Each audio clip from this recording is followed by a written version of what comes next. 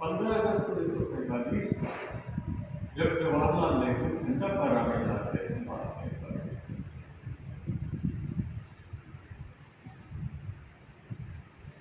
तो उस पर बिस्मिल्लाह खान को बुलाया गया और उसको कहा गया आप शहनाई बजाते हुए आगे आगे चले। उस बात की जवाब बेहद नाम, लेकिन आजादी का जश्न था। उन्होंने कहा लिखा है कि मैंने जिंदगी में एक ही कदम था जिसके लिए पश्चाताप और कलाकार क्यों शहनाई बजाता हुए चले गए। प्रेमचंद ने तो कहा था कि वो राजनीति के आगे मशाल में है शायद, और वो कला भी। तो पिछले 75 साल ये हुआ और आप देख लीजिए, एक तरफ तो ये हुआ कि लोगों को गीत सुनने को मिले रेडियो से, और रेडियो स्लोन से, दिनाकर गीतमाला के, विविध भारती के लाउड स्पीकर से। जिन लोगों ने जिंदगी में ये ऐसे गीत नहीं सुने थे, वो पहली बार जिंदगी में ऐसे गीत सुन रहे थे। और मुझको याद है कि मेरे बचपन में किशोर अवस्था में ये सारे गीत खूब जोर जोर से बजाए जाते थे, और रेडियो बजता चलता था, बैलगाड़ी चलती जाती थी। इतना बड़ा एक लोकतांत्रिकरण हुआ संगीत और कला। बहुत सी गैलरियां बनी जहां हम पेंटिंग देख सकते हैं। तो महान पेंटिंग्स को कैलेंडर में, एल्बम में छाप कर बहुत बड़ी बात, बहुत बड़ी बात। ऐसा ही साहित्य के साथ भी था। आज जितनी किताबें छपती है उतनी पहले कभी नहीं छपती। सभी हुआ क्यों सत्ता चाहती है कि हर कलाकार आगे आगे शहनाई बजाता हो। ये करने से इनकार करता है, ये करने से इनकार किया साहित्य है। और साहित्य ने हमेशा अपना वो अधिकार अपने पास रखा कि मैं तुम्हारी आलोचना कर सकता हूं, मैं ना कर सकता हूं। ये बहुत बड़ी बात भारत देश में हुई, पूरी दुनिया में फिल्मों ने जो दुनिया में अमेरिका के बाद सबसे ज्यादा फिल्में बनाई जाती थी, अद्भुत महान फिल्में भी बनाई गई, वो भी एक बहुत बड़ी घटना है, सांस्कृतिक परिवर्तन है। लेकिन जो इसमें गंभीर बात, चिंता की बात मुझको लगती है वो कि आज हमारे समाज में किसकी कदर है, किन लोगों की इज्जत है। सबसे महत्वपूर्ण चीज आज हमारे समाज में क्या है, वो है पैसा, धन।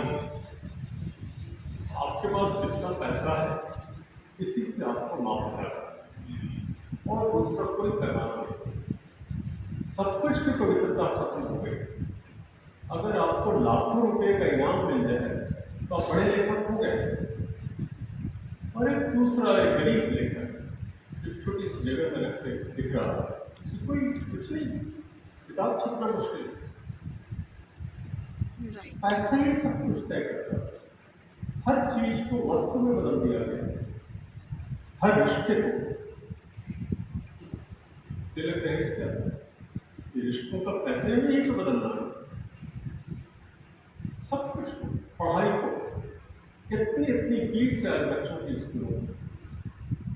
चिकित्सा, लोग कहते हैं कि आदमी तो सब एक मरता ही है, हर आदमी मरता, अमीर हो या गरीब, राजा या नहीं, सब अलग अलग ढंग से मरते हैं। जैसे भारत का प्रधानमंत्री मरेगा या राष्ट्रपति मरेगा, वैसे ही मैं नहीं मरूंगा। ये बहुत बड़ा अंतर है, और ये कौन तय करता है, पैसा तय करता है। ये हुआ हमारे देश में, जहां जो संतों और ऋषियों का देश रहा, जहां रामकृष्ण परमहंस बैठते थे चौकी पर, और अगर कोई उसकी जांच करने के लिए पैसे रख देता था कंबल के नीचे, उसके खड़े हो जाते थे, कहते थे कुछ गड़ रहा है। वो महान तपस्वियों, ऋषियों, मुनियों का देश रहा। निराला जैसे महान फकीरों का, वाली और मीर जैसे फकीरों का देश रहा। वहां क्या था? ये संस्कृति के क्षेत्र में ऐसा पतन पिछले 2000 साल में भारत में हो रहा है। क्यों हो रहा है इसका आप ही सोचिए। अब साहित्य पर अंतिम प्रश्नार्थ में कहूंगा, क्योंकि समय काफी होने जा रहा है। साहित्य के साथ ये हुआ कि एक तो साहित्य और समाज में जो होता है उसका सीधा समानुपातिक संबंध नहीं होता। अगर ऐसा होता तो सबसे आदिम समय के कवि वाल्मीकि हमारे सबसे बड़े कवि नहीं होते। आज भी सबसे बड़े कवि व्यास, महाभारत भी सबसे महान ग्रंथ है। तुलसीदास और कबीर ही सबसे महान है। इस साधारण गरीब लोग थे और एक बहुत ही पिछड़े हुए समाज में जी रहे थे। लेकिन इसीलिए साहित्य और समाज का समानुपातिक संबंध नहीं हुआ। लेकिन साहित्य ने क्या किया कि लगातार एक साक्षी की भूमिका, एक गवाह की भूमिका निभाई और सब कुछ को दर्ज किया। जो अखबार दर्ज नहीं करते, जो टेलीविजन दर्ज नहीं करते, जो कोई दर्ज नहीं करता, और वो आदमी के संघार, उसकी खुशी को, उसके हर तरह के संघर्ष को, सब कुछ को 75 वर्षों के भारतीय काव्य और साहित्य ने दर्ज किया। इस बीच महान परिवर्तन साहित्य में, लेकिन जो सबसे बड़ा परिवर्तन हुआ या सबसे बड़ी घटना हुई वो है दलित साहित्य और स्त्री साहित्य का इतने बड़े पैमाने पर देश की सभी भाषाओं में लगभग एक साथ ऐसा पिछले 2000 साल में कभी हुआ। भक्ति आंदोलन में भी नहीं हुआ। सही कह रहे हैं। कुछ महान कवि हुए, स्त्री भी, दलित भी, लेकिन अभी इतनी संख्या में है कि आश्चर्य होगा। ये स्वाधीन कार्यक्रम कहा जाता है कि जो स्पार्टकस का विद्रोह हुआ दासों का, स्पार्टकस नेतृत्व ने यूनान में, तो उन्हें सबसे पहला काम किया था समुद्र किनारे मूर्ति बनाने, कला, स्वाधीनता की पहली पुकार और पहली अभिव्यक्ति कला। वो मुक्ति नहीं बन सकी पूरी, क्योंकि दासों का विद्रोह विफल हो गया, पिछले गए। लेकिन ये जो बड़ी घटना हुई है, इसका हम सबको गर्व है, हम सब इसका अभिनंदन करते हैं। इससे कुछ और बड़ी बात आए, लेकिन उत्तर आधुनिकता के प्रभाव में, उसके सिद्धांतों के प्रभाव में, जैसे दुनिया के बाकी देशों में वैसे ही भारत में ये कहा गया और कहा जा रहा है कि आदमी की केवल एक आइडेंटिटी होगी, अस्मिता, और कुछ नहीं होता, केवल एक। जबकि ये बिल्कुल नाकाफी बात है। मीराबाई की केवल एक आइडेंटिटी ये नहीं है कि वो स्त्री थी, वो राजघराने की थी, वो पंडिता थी, बाकी स्त्रियां नहीं थी। उनके पास जो भी है कुछ संपत्ति का अधिकार नहीं था, और उनके संबंध अपने समय के कवियों और ऋषियों से थे। ये सभी स्त्रियों का नहीं था। तो दो चीजें होती हैं, एक है आइडेंटिटी, दूसरा रिलेशनशिप। केवल मेरी अपनी आइडेंटिटी नहीं, मेरा संबंध है इन सबसे, आप सबसे।